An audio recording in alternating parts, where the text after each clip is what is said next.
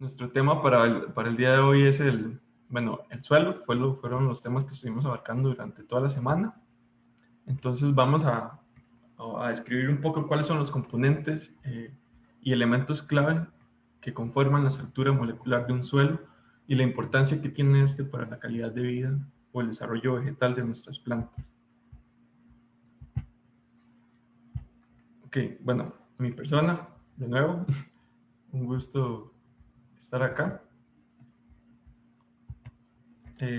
Igual para tener en claro, las preguntas se van a responder hasta el final, entonces por favor ahí en el chat en Facebook acoten las que tengan al momento.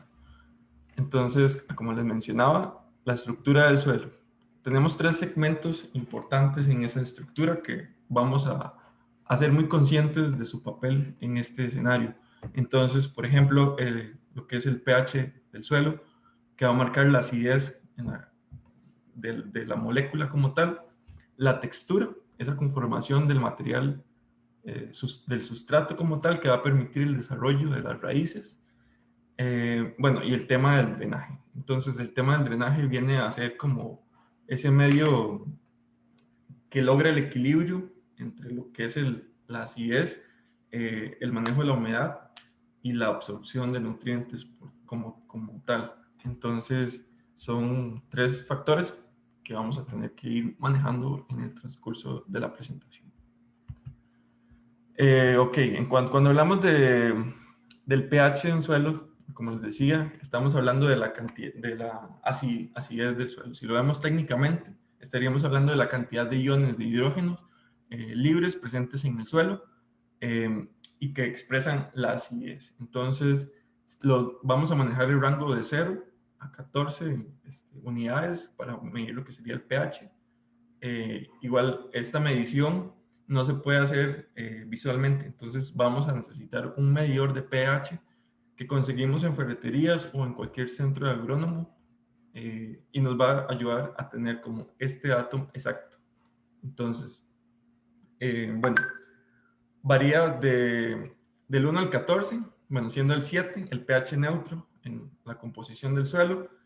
Por debajo del rango de 7 ya es un suelo ácido y por encima de ese pH de 7 es un suelo alcalino.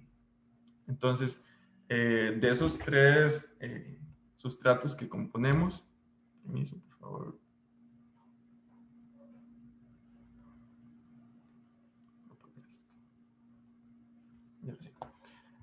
Bueno, lo que son los suelos, el suelo básico, que es un suelo que está saturado por cationes ácidos, como el nitrógeno, el magnesio y el calcio.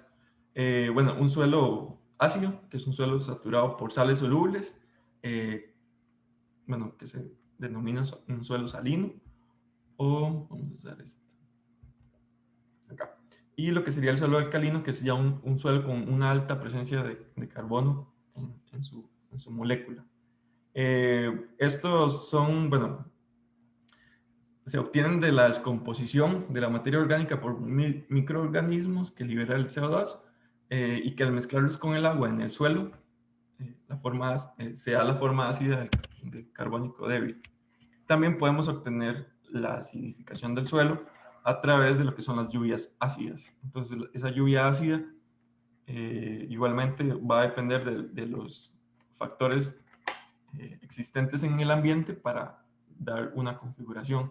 Entonces, podríamos decir que el suelo en la ciudad, por ejemplo, es un suelo muy ácido. O sea, ¿por qué? Por la mayor contaminación que existe en la atmósfera de lo que son las emisiones de carbono bueno, de los autos y de la actividad humana como tal. También a esto le podemos sumar lo que es el manejo de pesticidas o agroquímicos, que en algunos casos las moléculas llegan a, digamos, alcanzar alturas no muy comunes. Bueno, igualmente podemos ver como una tabla de lo que serían los macronutrientes y los micronutrientes y su papel en lo que sería este rango de alcalinidad en un suelo. Entonces, podríamos ver que, por ejemplo, con un suelo de pHs neutros, el nitrógeno, el fósforo y el potasio, el azufre y el calcio, los 3 primeros macronutrientes y los 3 últimos micronutrientes, tienen un proceso de desarrollo más homogéneo en el pH neutro, y mientras aumenta la alcalinidad, su papel se ve reducido en el mismo.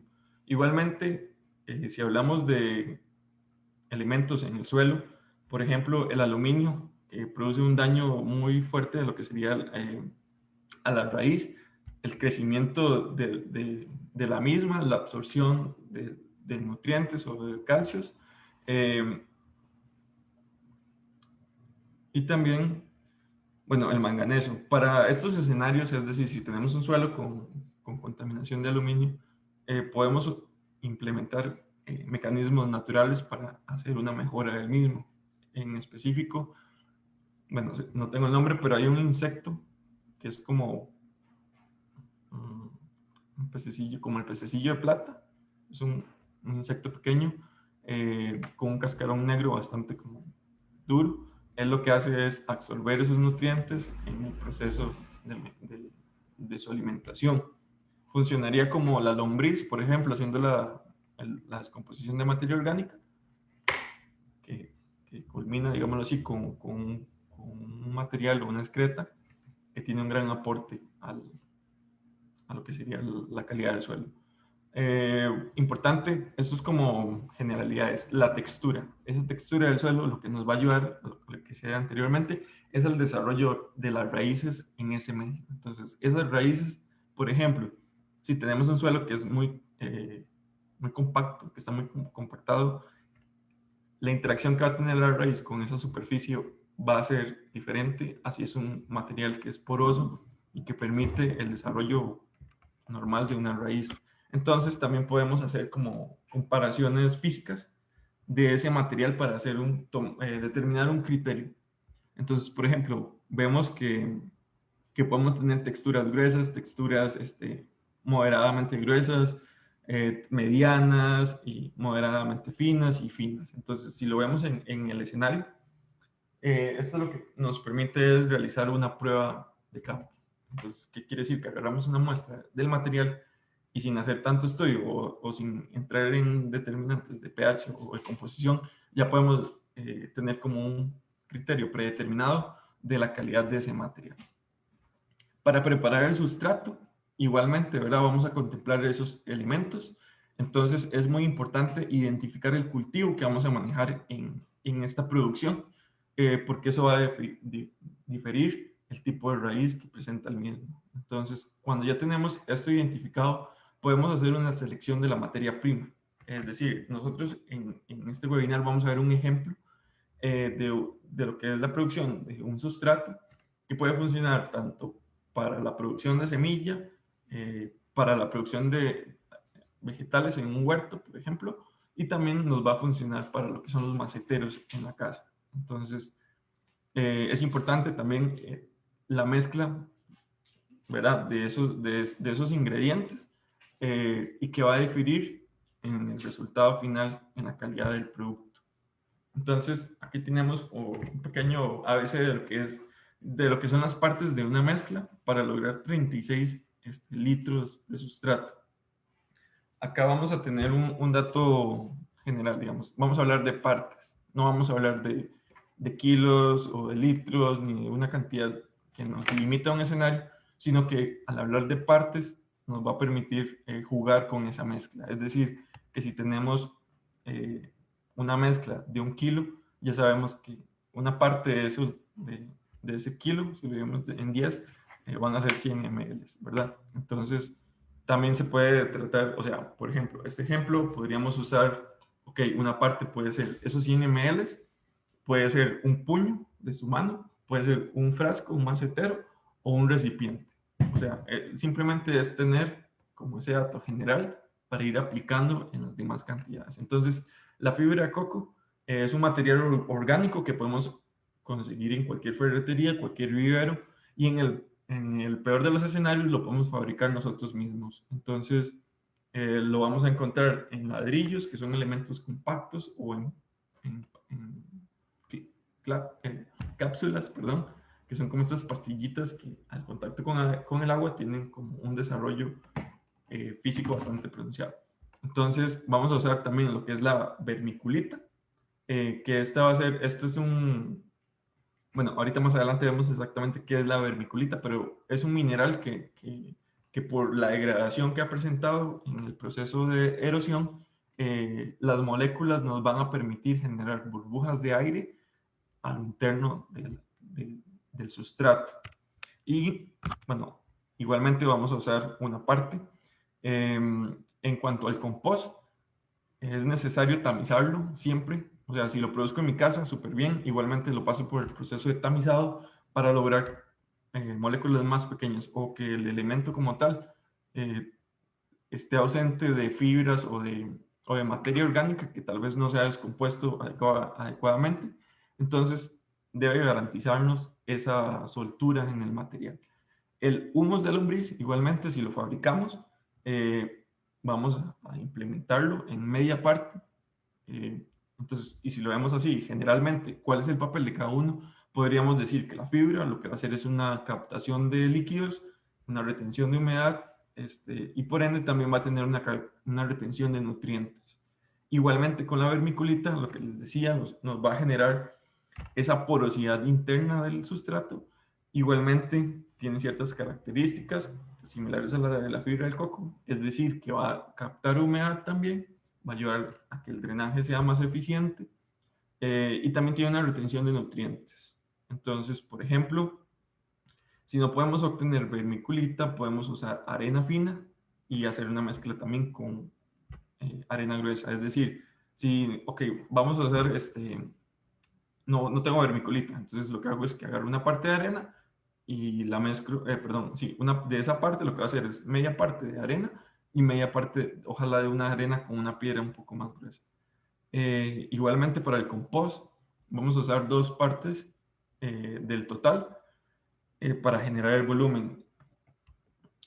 Bueno, básicamente, si la fibra de coco la encontramos en un material que está compactado, tenemos que hacer un proceso de rehidratación. Entonces, vamos a colocar la fibra de coco con agua en remojo, igualmente en un recipiente, y ahí vamos a poder ver la capacidad de absorción de líquidos que tiene el mismo material.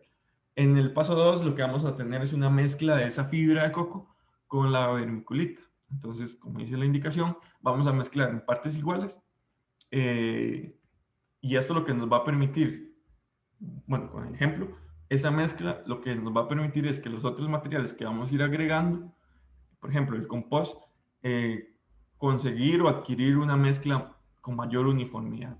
O sea, evitar que se hagan grumos excesivos en un segmento o que los materiales estén muy separados entre sí.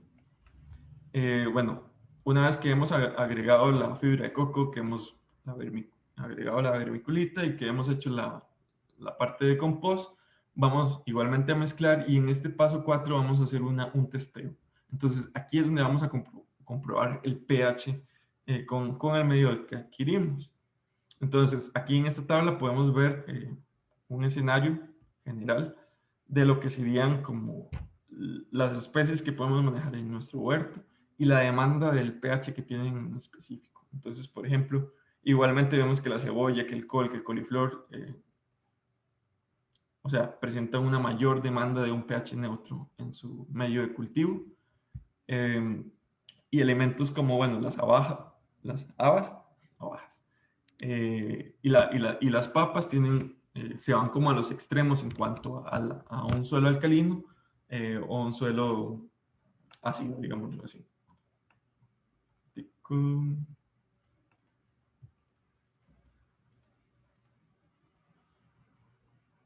Ok, entonces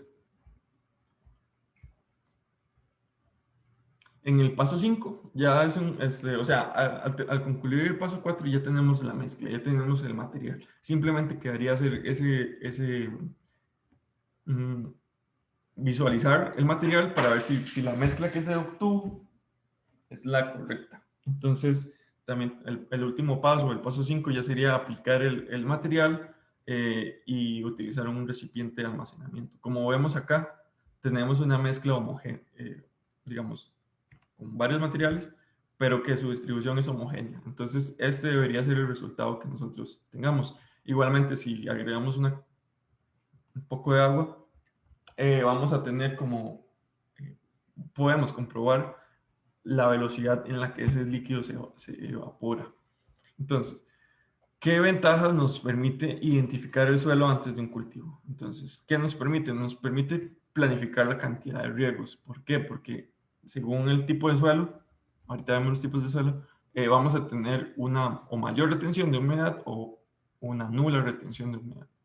También nos va a permitir calcular la cantidad de abono en fondo y en cobertura. Esto es, ya sabemos el medio de distribución. Ahora necesitamos saber la cantidad para que esa distribución igualmente sea homogénea. Lo que les decía anteriormente, la selección de la especie vegetal que permita una mayor resistencia a ese escenario. Imaginemos que tenemos el jardín y que tenemos un suelo rojo. Entonces, si lo vemos así físicamente, lo que nos está indicando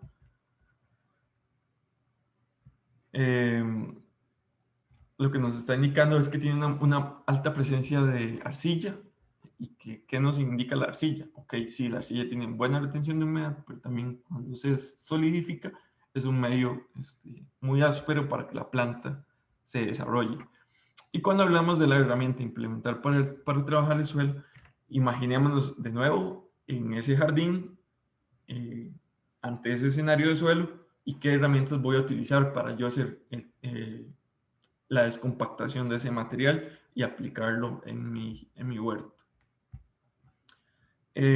Pasos para identificar un suelo, así como les decía, hablando anteriormente. Creo que la prueba base podría ser esa muestra de mano. Entonces, lo que vamos a hacer es que vamos a agarrar una muestra de sustrato, la vamos a agarrar en nuestras manos y la vamos a humedecer hasta que obtengamos una forma plástica, es decir, esa bolita como cuando jugábamos a hacer quequitos y cuando jugábamos con barro, entonces obteníamos ese material que era una pelota como más compacta.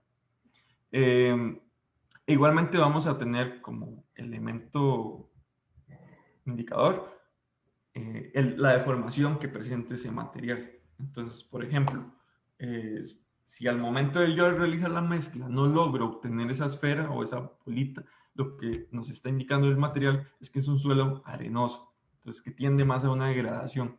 ¿Qué deberíamos hacer? O sea, ok, debemos optar por un material que nos ayude a generar una mayor uniformidad en ese material. No nos funciona que el material sea tan deformable. Ok, si logramos obtener esta pelota de tierra, vamos a hacer el paso 2, que sería aplastarla. Entonces, ¿qué es lo que vemos? Que si ese aplastamiento genera ruptura, dependiendo del grado de ruptura y de forma final, lo que nos va a decir es que, ok, si este se rompe, es un suelo que presenta gran cantidad de limos bueno, o sea, es un suelo limoso arenoso. Y si logramos, por ejemplo, jugar con esta esfera hasta llevarla al punto de formar como una especie de salchicha, ¿qué es lo que tenemos? Es un suelo franco, arcilloso. Idealmente es el suelo con mejor capacidad para una huerta o una producción de vegetal, o sea, como una planta cualquiera. Y si tenemos un suelo arcilloso, ya no, bueno, o sea, si podemos seguir jugando con esta salchicha o con este material, lo que nos va a indicar es que es un suelo con un alto grado de arcilla. Ese es mi gato. Ok, entonces, ante estos escenarios, nosotros tenemos que tomar decisiones para ver qué es lo que vamos a trabajar. Entonces, ante un suelo arenoso, bueno, nos indica que tiene principalmente un origen fluvial, de sedimentación, erosión de rocas, areniscas. ¿Qué tienen las características del suelo arenoso? Que es un suelo que se calienta fácilmente, es muy fácil de trabajar y favorece el trabajo de los microorganismos presentes en ese suelo. Por su alta capacidad de drenaje, presenta una pérdida de nutrientes, específicamente el nitrógeno. Entonces, es algo que tenemos que ser conscientes. Entonces, ahí va a estar presente el tema de que si ya sé que se me está yendo el nitrógeno por el riego que estoy aplicando, buscar esas alternativas para que el suelo sea más adecuado. El suelo limoso lo que tiene es que es igualmente muy similar al suelo arenoso, pero lo que pasa es que su molécula o el material final se diluye más fácilmente, o por ejemplo, es una molécula más pequeña. Entonces tiene una baja capacidad para el drenaje. ¿Por qué? Porque genera sedimentos y los sedimentos se van acumulando como capitas y se bloqueó. También tiene una mayor acumulación de líquidos, o sea, es más fácil que se genere un encharcamiento, pero también es un suelo blando y pegajoso, o sea, que sigue siendo un suelo fácil para trabajar. Lo que son suelos ligeros, o sea, el arenoso y el limoso, tienen esa alta capacidad de drenaje. Entonces, por ejemplo, aquí es donde aparecen esos otros aditivos que les mencioné, como la arcilla, la fibra de coco y la materia orgánica, que al mezclarlos nos van a garantizar atacar estos elementos como tal. Cuando hablamos de suelos, bueno, muy compactos, o lo que sería en específico el arcilloso, el franco y el humus, entonces vamos igualmente en fila. El suelo arcilloso lo que tiene es que está compuesto principalmente por una alta presencia de arcilla, pero también tiene material limoso. Entonces está en esa transición. Es un suelo con poca permeabilidad, entonces si se genera encharcamiento, o sea, van como a los extremos. Si se genera encharcamiento, puede retener mucha humedad, pero por ejemplo, si tenemos el suelo arcilloso seco, lo que es el paso del agua a través del material es más lento. Entonces, es un suelo que se nos agrieta, que cambia de volumen en invierno y cambia de volumen en verano, y que necesita tratamiento para lograr una buena fertilidad y producción. Aquí es donde hablamos de la mezcla de esos materiales para lograr un suelo ideal. Cuando hablamos del suelo franco, igualmente vienen de nuevo los tres elementos que mencionamos, la arena, el limo y la arcilla, y van a tener, bueno, tiene la misma ventaja. Cuando les decía el suelo franco es el suelo ideal para el desarrollo vegetal, es por esto, porque tiene las ventajas de los tres materiales anteriores, y sus desventajas son casi nulas. O sea, si logro manejar la dosis adecuada de material, no voy a tener ningún tipo de riesgo al trabajarlo. Bueno, se compacta a un 30% y también es un 18% más ligero que los otros materiales. El humus es ese material, ¿verdad?, que hemos obtenido del compostaje, con lombricompost o con una compostera normal. Entonces viene a ser una capa superficial de origen vegetal bajo una descomposición parcial. Aquí también podemos hablar de ese suelo negro que vemos en la montaña. Esa capa más ligera de material que por su color negro lo que nos indica es que tiene una mayor retención de carbono, y esta retención de carbono lo que hace es acumular más calor, permitiendo así una mayor diversidad o una mayor actividad en cuanto a lo que es los microorganismos internos. En cuanto al drenaje, su función principal va a ser eliminar los excesos de agua, igualmente reducir los niveles freáticos. Al reducir estos niveles freáticos, o sea, la presencia de líquidos en ese suelo, tenemos una mayor aireación, una mayor exploración radicular y un acceso más definido a lo que son nutrientes.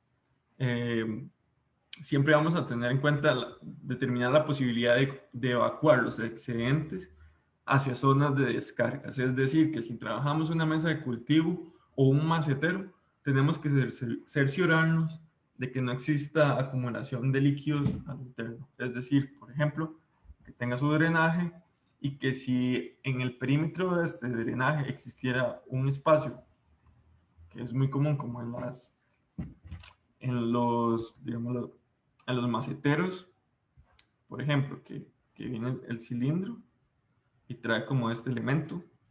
Ahí se los estoy dibujando en la pantalla.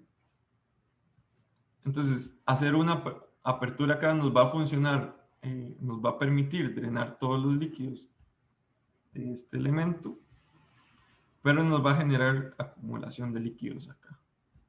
Entonces, lo que quiero decir es que tenemos que cerciorarnos de que existan salidas en todos los elementos. ¿Por qué? Porque al final de cuentas, nuestra planta se va a desarrollar acá y sus raíces son explorativas. Es decir, que si llegamos a este punto, vamos a tener una zona en donde la raíz presenta pudrición.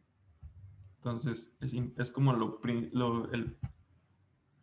el principal problema de atacar en cuanto a lo que es el drenaje. Evitar el encharcamiento, porque eso lo que hace es que atrofian nuestras raíces y las lleva a la pudrición. Entonces, estos son como tipos de drenaje, pero más tal vez pensados como en la generalidad. Entonces, por ejemplo, red de featrímetros de medición. ¿Qué es esto? Que si tenemos un escenario, voy de nuevo con los dibujitos. Si tenemos nuestro lote, y no sé, la pendiente es, no sé, creo que es una pendiente muy pronunciada. Y acá tengo un río, perdón. Entonces, lo que indica este elemento es generar una serie de puntos, digamos, ¿cómo se dice? Aleatorios en el terreno, que lo que nos va a hacer es permitir generar perforaciones. ¿Para qué? Para que esta perforación, por ejemplo, nos indique cuál es el nivel freático del suelo. O sea, si el suelo tiene el nivel acá, o si fuese más plano, por ejemplo, en Chacarita, en Punta Arenas, que tienen la costa ahí a 1 kilómetro, los niveles freáticos son inmediatos, o sea, están al metro, y en algunos escenarios podemos encontrar un suelo freático superficial, o sea, un suelo fangoso, que predomina mucho como en las bajuras acá. Entonces, lo que nos hace es generar una red de medición para determinar cuáles son los lugares más idóneos para un desarrollo de huerto. Bueno, esta acá, conductividad hidráulica, se aplica mucho bueno, nosotros lo aplicamos mucho en arquitectura al momento de ir a hacer básicamente o específicamente en lo que es instalaciones. ¿Por qué? Porque nos interesa saber la capacidad que tiene el suelo al momento de nosotros diseñar un drenaje o un tanque séptico. Entonces, es ese análisis que vamos a hacer temporalmente. Igualmente, tenemos nuestro terreno, pero en este caso simplemente decidimos hacer una única apertura. En esta apertura lo que vamos a tener son experimentos de campo. Es decir, que vamos a trabajar en observación en este punto para obtener datos inmediatos. Es decir, ok, entonces en 1 hora yo lleno la perforación y estoy observando y mido, puedo definir, no sé, ok, 20 minutos, 30 minutos, y en cada de esos periodos voy identificando cuánto se ha reducido el nivel líquido de ese que agregué. Entonces, a partir de ese dato ya podemos definir la velocidad de drenado que tiene el suelo. Bueno, igualmente de topografía, básicamente nos va a permitir, o sea, ese dato, obtener dónde está el agua en mi suelo.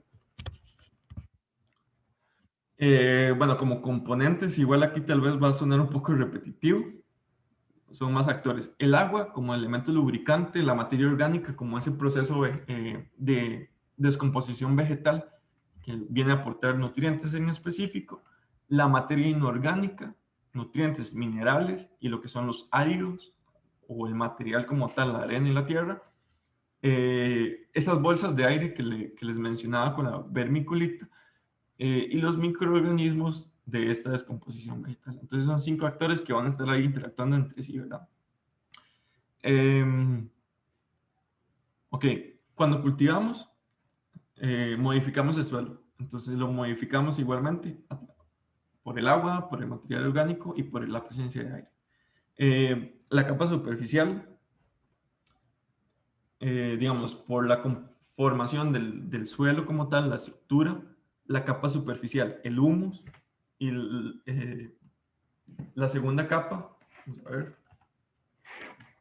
lo que nos va a hacer es determinar la capacidad de trabajo que nosotros tenemos. Entonces, por ejemplo, en un suelo donde el oriente cero es el humus, obviamente porque está en un proceso de descomposición más reciente, su compactación no es tan fuerte a lo que llamamos a un horizonte C, a lo profundo del suelo. Es decir, que tenemos un material que ha pasado en esa localización bastantes años, y lo que ha hecho la gravedad es compactar ese material. Entonces también tendríamos un suelo más duro. Entonces el trabajo de una raíz en un suelo a 10 metros de profundidad es casi imposible, porque la materia orgánica como tal está muy compactada y también va a tener mayor presencia de suelos. Entonces, si lo vemos así como capas, materia orgánica, que es esa capa 1, el mantillo, que sería la capa 2, donde las raíces más profundas se están desarrollando. La capa inmediata es la transición o la barrera de transición entre la roca madre y el lecho rocoso. Entonces, ya ahí son suelos que trabajamos con maquinaria. Bueno, vemos la vermiculita que les decía. Lo que hace, bueno, es aportar ligereza, buena oxigenación y retención de humedad. Las partículas son más o menos de 0, de medio centímetro, más o menos, y se usa mucho en lo que es la hidroponía, por la capacidad de adición de nutrientes que presenta. Entonces, si lo vemos así en términos generales, tiene un desarrollo o una composición de 60 a 140 kilogramos por metros cúbicos, por metro cúbico, y en nuestro aporte al material lo que va a hacer es esa ligereza, el pH neutro, la retención de humedad y también que es muy barato. Bueno, por su capacidad de resistencia, los cambios de pHC, su cambio es prácticamente nulo. O sea, que nunca se nos va a ir que por usar vermiculita no vamos a tener un suelo con alcalino, es decir. Bueno, en lo que sería la arcilla expandida, es otro material. Estas son esferas de arcilla que se utilizan bueno, para lo que es la producción de raíces como tal. Son partículas más grandes, que pueden andar de los 0,50 al 1,50 m de tamaño. Y, por ejemplo, con arcilla expandida nosotros podríamos prescindir del sustrato, del suelo como tal. Es decir, del suelo, del humus o de la arena. ¿Por qué? Porque, bueno, en este escenario, si lo vemos en hidroponía, generar ese medio de retención de líquidos en el que yo puedo hacer, es decir, hacer que la planta interactúe con la arcilla y con el agua, lo que va a hacer es que va a permitir que las raíces se desarrollen más fácilmente. Y también se puede utilizar con acuaponía. Entonces, es decir, que en el ciclo de hidroponía, en vez de tener que estar agregando altas cantidades de químicos, lo que va a tener es una red o un sistema de peces que con su excreta y su alimentación van a aportar sus nutrientes al suelo. Igualmente aporta humedad, y permite una oxigenación radicular. También es decorativo, o sea que lo podríamos usar como capa protectora o retenedora de humedad en nuestro huerto. Y también permite un drenaje, o sea que lo podríamos tener en el huerto. Vamos a hacer otro dibujito. Imaginemos que esta es nuestra cama de cultivo. El material por su forma lo podríamos tener acá, trabajando como drenante, o en la capa superior como bloqueo a la evaporación de los líquidos. Es decir, que todo el sustrato que está acá se ve, digamos, excluido de lo que sería la evaporación por calentamiento. Entonces es un material también importante para trabajar. En el suelo, esa actividad que, bueno, que hemos visto creo que fue en el anterior webinar, el tema del calor en el compostaje o en el tema del calor para lo que es la generación de vida de microorganismos, lo que nos va a permitir es esto, o sea, incrementa, bueno, ¿verdad? El actor principal, lo que es la planta, con su raíz, y va a haber una interacción entre bacterias y hongos. Entonces, aquí hay una simbiosis entre ellos, al punto en el que, por ejemplo, la bacteria tiene intercambios con los hongos, pero evita que ingresen bacterias dañinas a la planta. Entonces, si lo vemos a nivel radicular, incrementa la superficie de absorción hasta en 1000 veces. ¿Por qué? Porque tiene un mayor espacio de acción. O sea, que la raíz se expande y tiene mayor alcance. Igualmente, al tener esta alfombra de raíz con una distribución más amplia, lo que hace es que permite captar los líquidos, tal vez no inmediatamente desde el árbol como tal, sino que los permite absorber de otros elementos que tal vez no están a la inmediatez. Hay otra cosa importante con lo que es el sistema de raíces. Si lo vemos a nivel biológico, los árboles como tal, o un bosque como tal, es un escenario de redes. Podríamos decir que las raíces son esos cables que llevan el Internet. ¿Y cuál es el Internet? La transmisión de minerales. Es decir, que puede que, por ejemplo, si tengo un árbol a 1 kilómetro y el otro presenta, bueno, un árbol a 1 kilómetro que presenta un daño, no sé, que hay una plaga que está afectando el desarrollo de sus raíces, o algo tan tal vez subjetivo como la presencia de que lo están cortando, genera reacciones químicas que lo que hacen es emitir ondas electromagnéticas con mensajes. Es decir, puede un árbol avisarle a otro árbol que hay una presencia de una plaga para que éste genere sus mecanismos de prevención. Entonces, igualmente, bueno, aumenta la resistencia al estrés hídrico y salino, o sea que la planta tiene mayor capacidad de filtrado, y también tiene una mayor presencia, lo que les decía de la interacción de la bacteria y el hongo, esa potencia de tolerar algunos patógenos. Eh,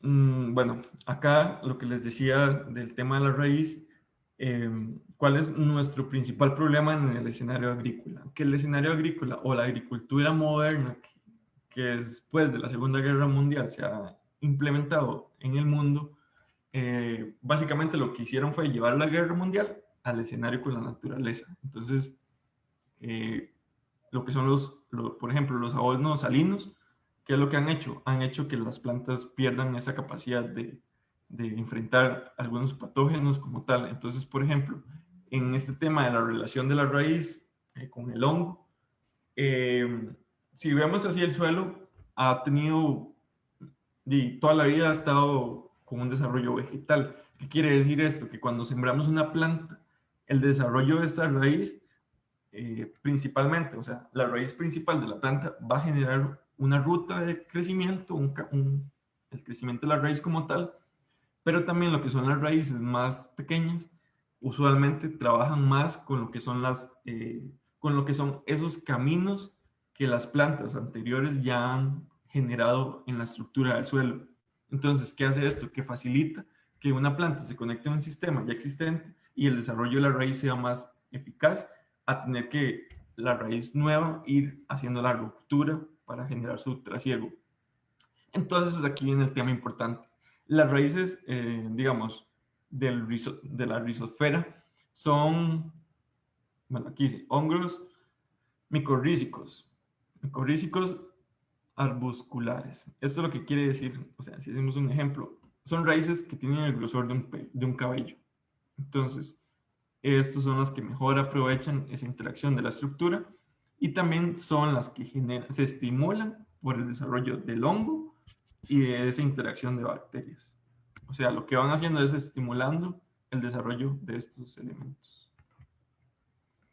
Entonces, para hablar ya así como ir concluyendo, el tema de los nutrientes, tenemos, ¿verdad? Lo que son los nutrientes que obtenemos del aire, que la planta obtiene del aire, y los nutrientes que se obtienen de la raíz. Entonces, podríamos hablar específicamente de los macronutrientes, como ese elemento de absorción radicular principal, y los micronutrientes como esos elementos que por su composición química, al aplicarlos de forma foliar, lo que van a hacer es que sean más inmediatos en la absorción de la planta. Es decir, que si agregamos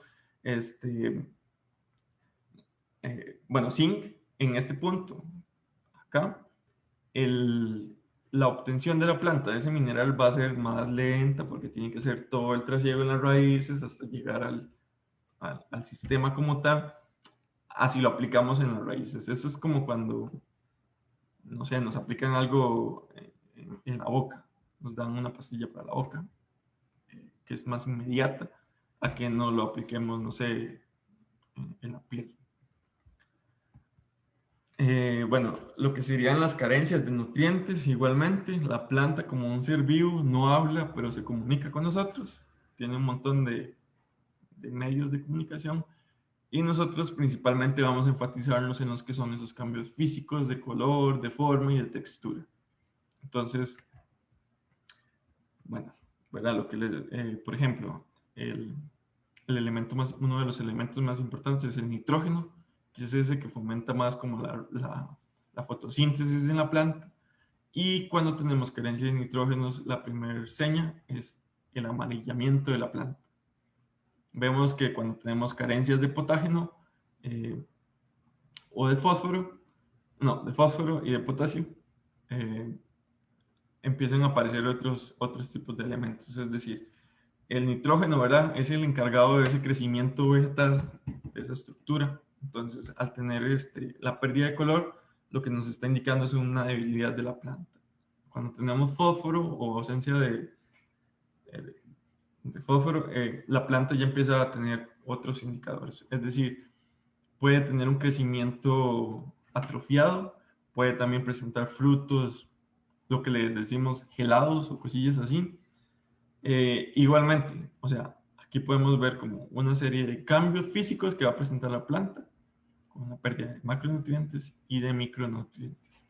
Entonces, simplemente esto es como investigar un poco sobre el tema para poder identificar, ok, este amarillamiento es por pérdida de boro, no es que me está perdiendo nitrógeno. Entonces, para ir entendiendo esos cambios, por ejemplo, vemos en esta deficiencia de hierro, vemos cómo la planta empieza a estructurarse, digamos, lo que son las venas de la planta empiezan a ser más marcadas y lo que es la hoja empieza a perder color.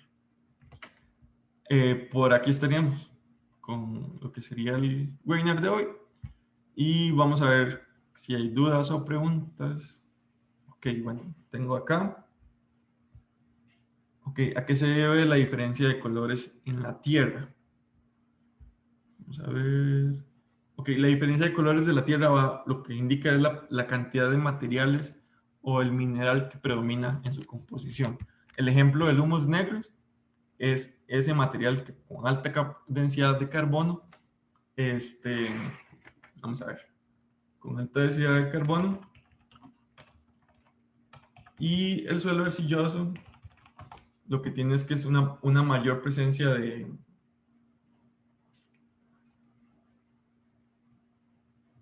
eso es, la arcilla es, si más no me equivoco, son metales, o sea, tiene mayor presencia de metales en su conformación. Ok, ¿cómo puedo saber si el suelo es muy ácido? Esto únicamente, bueno, Randall pregunta, la acidez del suelo únicamente, bueno, la podemos ver con una planta que no crezca, o sea, que indica que hay un daño o algo está sucediendo en esa raíz, pero básicamente si lo hacemos así estaríamos suponiendo. O sea, el método sencillo es el medidor. Con ese medidor yo puedo definir qué suelo tengo y tomar esas acciones. O sea, que si tengo un suelo muy ácido, puedo usar cal para reducir su alcalinidad. Y si tengo un suelo bueno, por acá lo habíamos visto.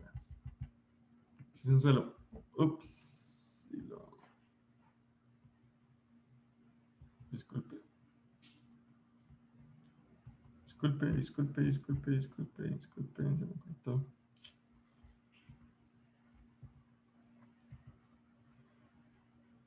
Ok. Vamos a ver cuál era la otra pregunta. Bueno, lo del suelo ácido, solamente con el... Disculpen un toquecito, por favor.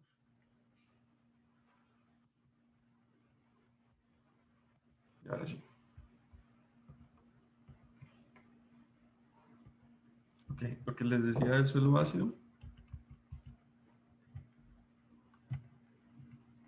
Acá. Ve, si tenemos que aumentar la acidez, lo que vamos a trabajar es con dolomita, con la cal. Entonces, por cada litro de mezcla vamos a agregar 1.5 gramos de cal y eso nos va a ayudar a aumentar la acidez, perdón. Si queremos disminuir la acidez, lo que tenemos que agregar es azufre. Entonces, igualmente son como esas dosis, pero lo indispensable es el medidor. Este medidor no es, digamos, es de uso múltiple, o sea que lo puedo usar muchas veces para tener ese dato. Ok, la otra pregunta que tengo por acá dice...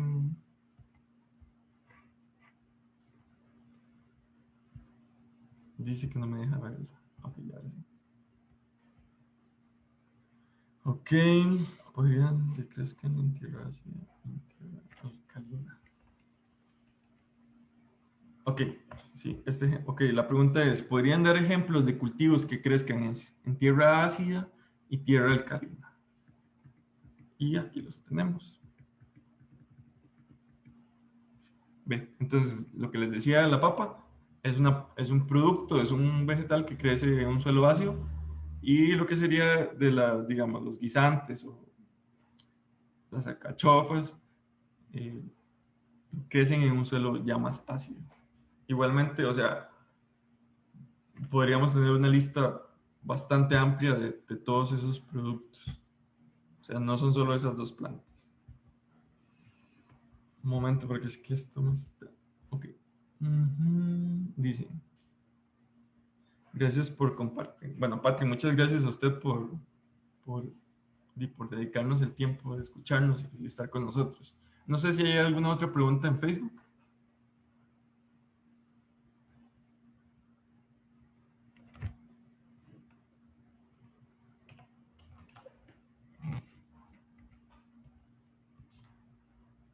Ok, listo. No tenemos más dudas en nuestro Facebook, entonces estaríamos por acá el día de hoy. Esto se llama un campo pagado. Listo. Entonces, muchísimas gracias por el tiempo que nos han dedicado y nos vemos el próximo viernes con nuestro webinar de la semana 7. Que tengan un excelente fin de semana. Saludos.